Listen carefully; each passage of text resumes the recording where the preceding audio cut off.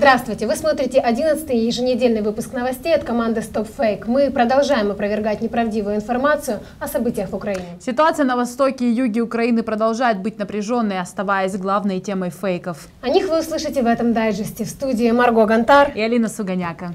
На российском канале НТВ в программе «Чрезвычайное происшествие» вышел материал про трагические события 2 мая в Одессе. Этот сюжет вводит в заблуждение своих зрителей, так как многие из его тезисов являются ложью. Материал основывается на интервью бывшего начальника одесской милиции Дмитрия Фучеджи. Он заявляет, что милиция делала все возможное, чтобы избежать крови. Такой вывод делают и авторы материала. На самом деле одесская милиция все время видела, как сепаратисты стреляют по людям, и не пыталась этому помешать. Не тяжело найти видео и фотографии, на которых видно, что милиция не только не мешала стрелять боевикам, которых НТВ называет приверженцами федерализации, но и прикрывала их при этом своими щитами.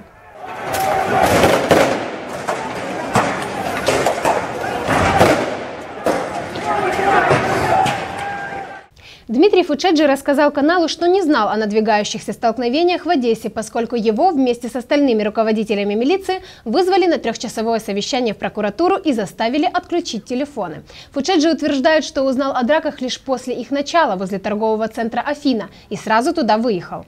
Это ложь. Фучеджи был с самого начала вместе с вооруженными пророссийскими активистами. Более того, он вместе с другими милиционерами шел во главе их колонны до места столкновения.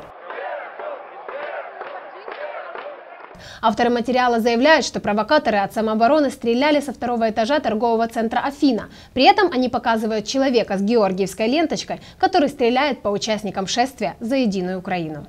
В социальной сети «Одноклассники» появился видеоролик под заголовком «Фрагмент обращения киевской хунте матери убитого украинского военного». Мой сын погиб в боевой операции, спасая своего сотрудника. Ему цинично выстрелили из гранатомета. Это просто невыносимо. Это невыносимо пережить. Это видео просмотрело более 8000 человек. Оно получило широкое распространение в сети. На самом деле мать украинского военного Александра Онищенко обращается не к киевским властям, а к Владимиру Путину. Именно его она обвиняет в смерти своего сына. Так вот, я русская. Я мама погибшего полковника, командира спецподразделения Александра Онищенко. Он тоже русский. И с каким же надо цинизмом обладать, как понимать вашу политику, Владимир Владимирович, что вы говорите, вы нас защищаете. Вот это вы нас защитили. Вы лишили нас с мужем прекрасного сына. Вы оставили нас сиротами в преклонном возрасте. В варианте, который был распространен через социальную сеть «Одноклассники», вырезаны все упоминания о Путине. В результате название видео сбивают с толку и создает впечатление, что мать Александра Онищенко обращается к киевским властям. Информация о том, что один из журналистов Life News руководил стрельбой боевиков ДНР по украинским военным, неправда. Обвинения в сторону сотрудников канала основывались на том, что в своем эфире Life News показали видео, оператор которого указывает ополченцам цели для стрельбы. Многие журналисты поспешили обвинить операторов российского канала в сотрудничестве с террористами. Веди. Мимо, убирайте. Все, бегом! На самом деле стрельбой руководил один из ополченцев по кличке Моторола. Об этом он признался в видеообращении.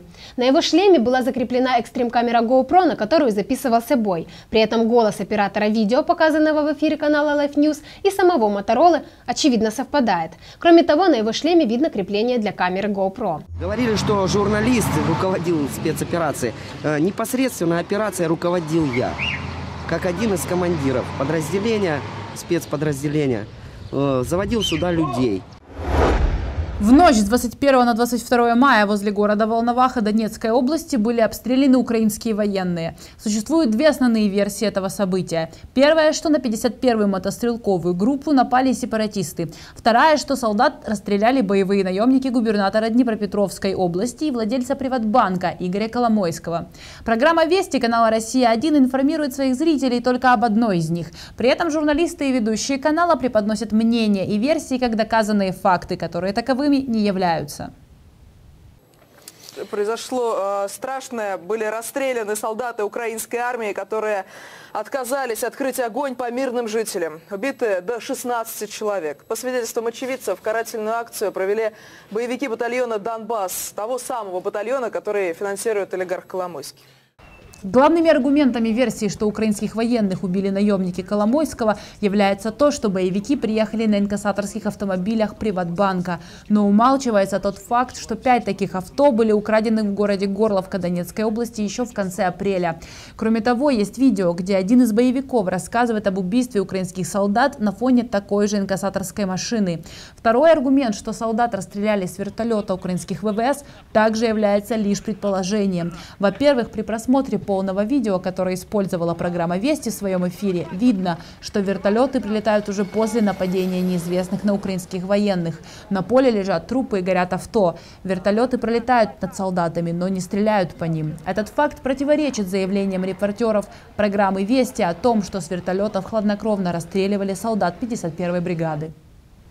Мы просим вас скептически относиться к любой информации, с которой вы сталкиваетесь в медиа и интернете. Всегда задавайте себе вопрос, на каких фактах основывается то или иное заявление. На нашем сайте stopfake.org вы можете найти ссылки на полное видео с места событий и самостоятельно сделать выводы. Благодарим за ваш интерес и поддержку. Если вы считаете наш проект нужным, вы можете поддержать нас. Реквизиты для перечисления средств на развитие проекта находятся на нашем сайте stopfake.org. Оставайтесь с нами, подписывайтесь на наш YouTube-канал.